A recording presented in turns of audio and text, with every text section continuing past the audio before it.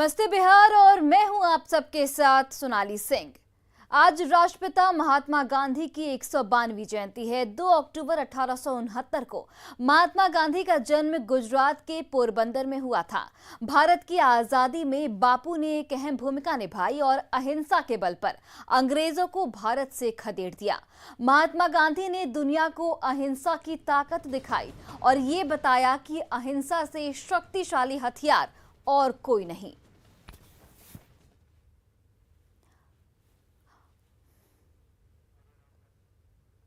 वहीं देखिए, प्रधानमंत्री नरेंद्र मोदी ने राष्ट्रपिता महात्मा गांधी को उनकी जयंती पर श्रद्धांजलि दी। पीएम मोदी ने ट्वीट कर लिखा कि राष्ट्रपिता महात्मा गांधी को उनकी जन्म जयंती पर विनम्र श्रद्धांजलि।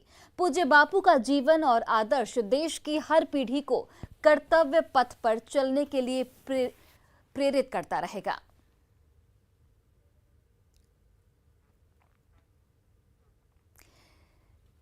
अब देखिए, कोरोना टीके का बिहार तोड़ेगा रिकॉर्ड। गांधी जयंती पर बिहार में मेगा वैक्सीनेशन ड्राइव का आयोजन किया गया है, जिसमें 35 से 40 लाख लोगों को टीका लगाने का लक्ष्य रखा गया है।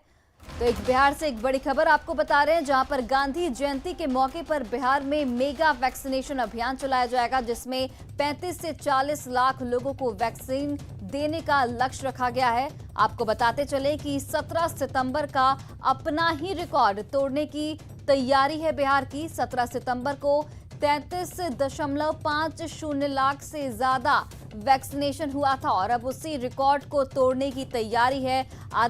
आज गांधी जयंती के मौके पर मेगा वैक्सीनेशन अभियान चलाया जा रहा है, जिसमें करीब 40 लाख लोगों को टीका देने का लक्ष्य रखा गया है। दिल्ली में सार्वजनिक छठ घाटों पर इस साल भी छठ पूजा पर रोक को लेकर दिल्ली में रह रहे पूर्वांचल के लोगों में बेहद नाराजगी देखी गई। वे हर हाल में कोविड प्रोटोकॉल का पालन करते हुए छठ पूजा करने की सरकार से अनुमति मांग रहे हैं। अपनी आवाज को दिल्ली सरकार तक पहुंचाने के लिए छठ पूजा समिति के लोगों ने आज बीजेपी सांसद मनोज तिवारी के आवास पर जाकर उनसे मुलाकात की। इस मौके पर सांसद मनोज तिवारी ने कहा कि छठ पूजा पर रोक लगाकर कहीं न कहीं केजरीवाल सरकार छठ व्रतियों और पूर्वांचल के लोगों के साथ बैर कर रही है। मनोज तिवारी ने कहा कि वे सार्वजनिक तौर पर छठ पूजा की अनुमति के लिए मुख्यमंत्री केजरीवाल से मिलेंगे और जरूरत पड़ी तो आंदोलन भी करेंगे। दिल्ली सरकार ने सार्वजनिक जगहों पर छठ पूजा के आयोजन पर रोक लगा दी है, जिससे दिल्ली में जो भी छठ समिति हैं वो नाराज हैं और आज दिल्ली बीजेपी सांसद मनोज तिवारी के घर पर वो पहुंची हैं। आप देख सकते हैं कि यहाँ पर साफ तौर से आपको एक पोस्टर दिखाई दे रहा होगा, जिस पर लिखा है कि छठ पूजा समिति के पदाधिकारियों की ये बैठक हो रही है और वो बीजेपी सांसद मनोज तिवारी के आवास पर पहुंचे हैं। मैं खुद छठ करती हूँ, मैं भी पूर्वांचल छठ पूजा समिति का अध्यक्ष हूँ। तो मुझे तो चाहिए सरकार से कि ऑर्डर दें और सबको एक जगह एकत्रित होने का दें। प्रोटोकॉल जब कोविड प्रोटोकॉल के अनुकूल करेंगे। मनोज जी, दिल्ली में सार्वजनिक स्थानों पर छठ पूजा के आयोजन पर दिल्ली सरकार ने जिस तरीके से रोक लगाई है, तमाम छठ समिति के लोग आज आपसे मिले हैं, क्या कुछ एक निर्णय लिया है? किस तरीके से आप लोग आगे मांग रखेंगे? ये सरासर छठ व्रतियों के साथ और छठ पूजा के साथ ये सरासर नाइंसाफ़ी है।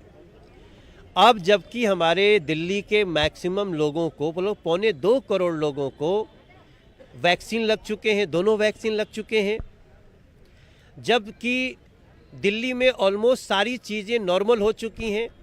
बाज़ार नॉर्मल हो चुके हैं, साप्ताहिक बाज़ार नॉर्मल हो चुके हैं, बसों में बैठना नॉर्मल हो चुका है, सिनेमा हॉल नॉर्मल हो चुके हैं। सिनेमा हॉल भी एक सीट छोड़ के मात्र चलने की आज़ादी दे दी गई, खोल दिया गया है। फिर ये छठ व्रत पे पूर्णतया बैन कैसे?